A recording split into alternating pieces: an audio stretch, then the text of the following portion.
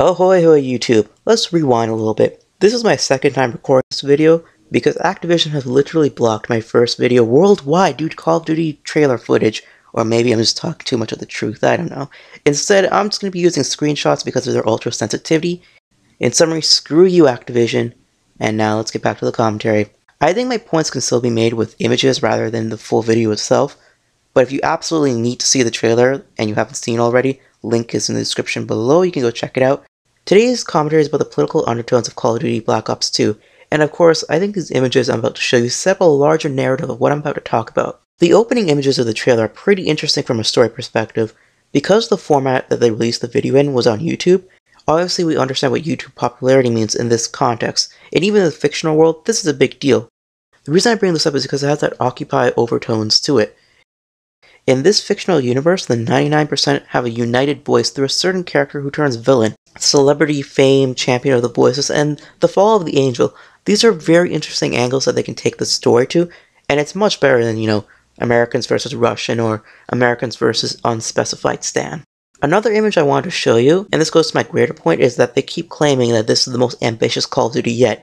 If you listen to their PR, they always say, we've outdone ourselves, this is the greatest Call of Duty ever. And that makes sense from a marketing perspective. No one's ever going to say, we have a really subpar game this year, it only has minimal improvements, stuff like that. It's always, we're ambitious. But you know what would be interesting? Actually, let's go back for a second. Do you remember the No More Russian mission in Call of Duty Modern Warfare 2? The nuke in COD 4, the CIA motives in Black Ops? These are pretty interesting moments in COD history lately. But these are half measures. They never really try to send a message, they just tippy-toe in controversy. They never really had a formulated political statement like Metal Gear Solid. Every year Call of Duty gets more and more political, and just to go back to what I would find interesting, I think this game needs to take a stand, a political stand. There's clearly hints of political undertones throughout the series. Someone is trying to tell us a message with No More Russian or the nuke or whatever. Whether it's anti-war, pro-war, I don't care. Just finally tell me what you believe instead of taking these half measures. And think about the opportunity they have. This game comes out a week after the American election. Millions will be picking up this game, and they'll still have the political mindset in their head. I think it's a good time to deliver that message. It takes a lot of courage to put your views out there, but I think it's better to see what the message is that they've been trying to send us the past few games, and what their overall point has been. And you have to consider why they wouldn't do this. If one person disagrees with the developer, that's one less sale, that's less money in their pocket. But Call of Duty will break records regardless. It will sell a gargantuan amount of copies. Imagine if they produced a game that made you think for a moment, or made you challenge your political beliefs, or any beliefs for that matter.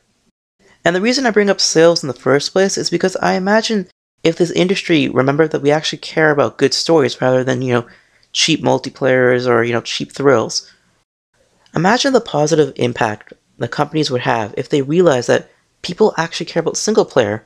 Imagine if you came out of a Call of Duty experience and said, that was a great single player, that's the reason I picked up the game. We could have great multiplayer, which of course is another topic for another day, and great single player. And to conclude this whole topic, think of Transformers. Roger Ebert once said that Transformers was the equivalent of children clanging pots and pans together. I really hope that Call of Duty challenges themselves to be better, and not Transformers where it's just, explosion here, explosion there, epic music. I want to walk away from Call of Duty and say, you know what? This series is actually changing the industry for the best.